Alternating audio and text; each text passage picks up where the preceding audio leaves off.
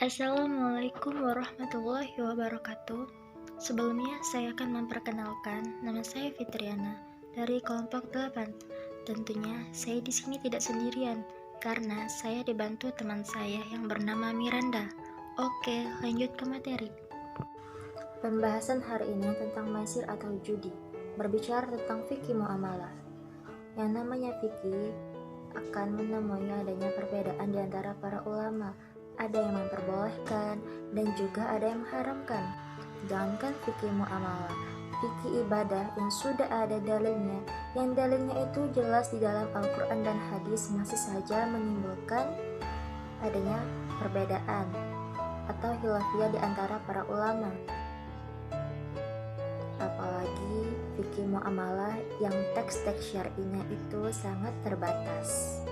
Yang paling jelas bentuk orang murni adalah judi, yang mana secara jelasnya terdapat ketidaktentuan pada permainan dengan berganjarannya risiko.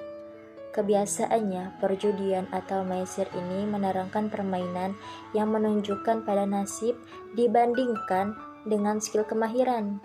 Walaupun perjudian ini biasanya dimotivasikan dengan kegembiraan, pada masa yang sama mendapat ganjaran yang berganda, namun terdapat risiko yang dimotivasikan oleh insentif sebenarnya. Kita sudah maklum bahwa maisir ini telah diamalkan sejak zaman Arab Jahiliyah untuk membantu orang yang susah dan memberi kepada orang yang memerlukan. Al-Quran secara terang-terangnya telah mengutuk perlakuan tersebut.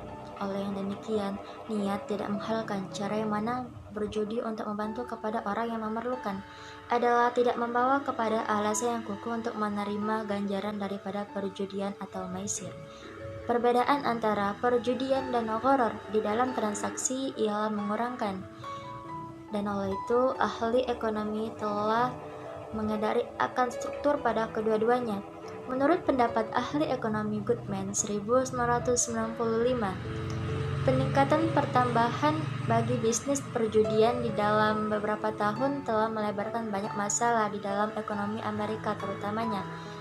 Kecenderungan perkembangan tersebut telah mengendalikan ekonomi yang bertentangan dengan asas kemahiran dan kerja sebenar. Baiklah, saya Miranda akan melanjutkan materi yang disampaikan oleh teman saya sebelumnya. Maisir atau qimar secara harifah bermakna judi.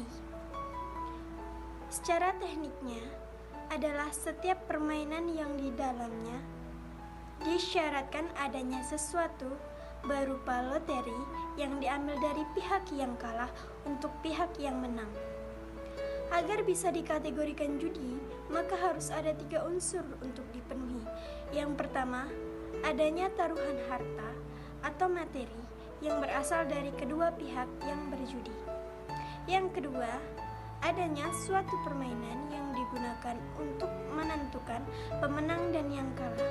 Dan yang ketiga, pihak yang menang mengambil harta sebagian atau seluruhnya yang menjadi taruhan, sedangkan pihak yang kalah kehilangan hartanya.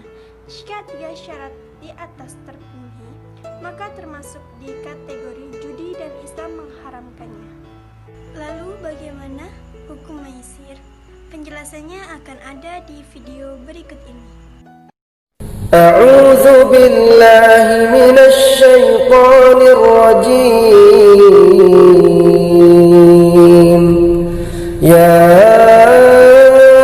ayyuhalladzina amanu innamal khamru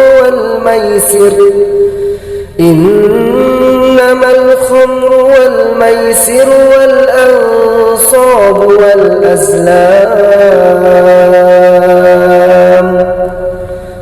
azlam rijsun min 'amali asy-syaitan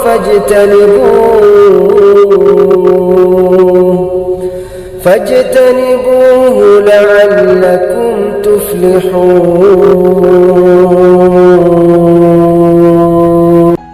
Disebutkan bahwa istilah lain dari judi adalah adalah spekulasi.